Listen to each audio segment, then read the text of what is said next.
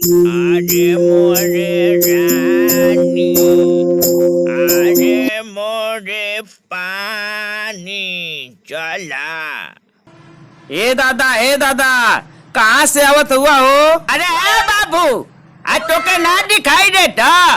हम बियाह करा के आवत न बानी रे। बियाह करा के?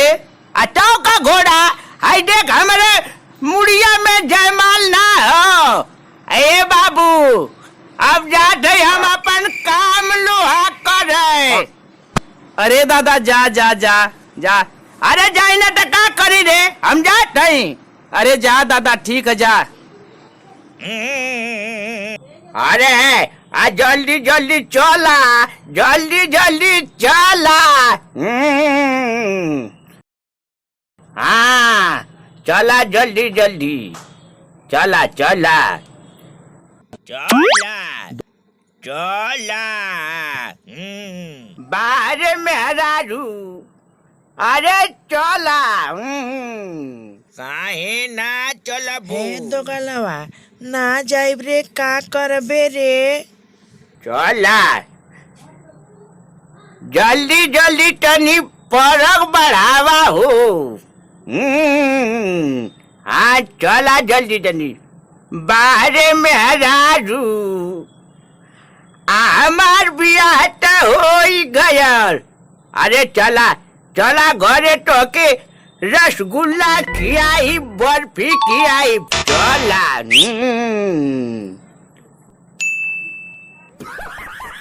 आए जो बैठ जा। काहे किसियाइल बारू, जान ले बुका हो। अरे घुसू खियावा हो। अरे बोला मोरे सुगनी, बजान ले बुका हो। आवा आउ तू काहे ना? अरे है मुआना, अरे का कर थवे रे? अरे है बुढ़ावा, भाग यहाँ से।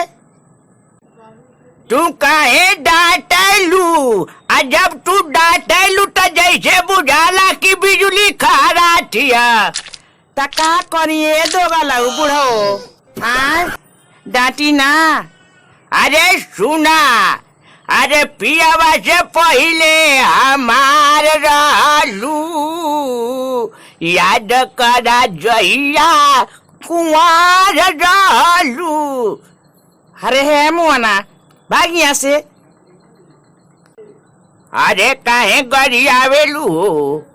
सुना सुनावो थई, आवा घुसू की आवा।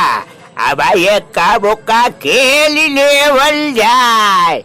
अरे हे मुआना, हमार बाप माई तोरे संगे बियाह कर दे तो ये करबे रे। हे चुप। आवत हई सुना। आवो आवो आवो आवो। अरे बाप, अरे दादा, जिंदगी चल जाए रे।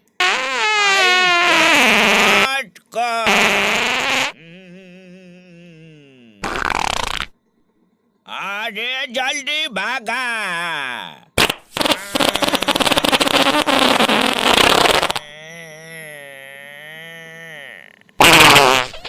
अरे हे बुढ़वा, लोहा करत रहले न, लेका बड़ा भयल न।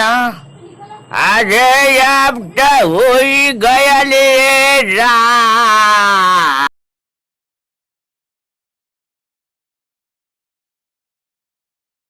नमस्कार प्रणाम भैया, हम प्यासा कॉमेडी चैनल से भोजपुरी सिंगर बाबा जुगनू रंगकर्मी, ये अवधेश सिंगर भैया और छोटा कलाकार हमनी के ग्रुप आप लोगन खातिन बहुत ही अच्छा मनोरंजन कॉमेडी छोड़ाला। आप लोग हमारे प्यासा कॉमेडी चैनल के सब्सक्राइब, लाइक और कमेंट जरूर कर जाए। नया आप लोगन के मनोरंजन खातिन कॉमेडी हमनी के पेश करल जाए। तो भैया नमस्कार प्रणाम। प्यासा कॉमेडी चैनल के आप लोग भुलाल मत जाइए, बेल आइकन जरूर दबाल जाए, शेयर जरूर कर जाए। नमस्कार प्रणाम भैया।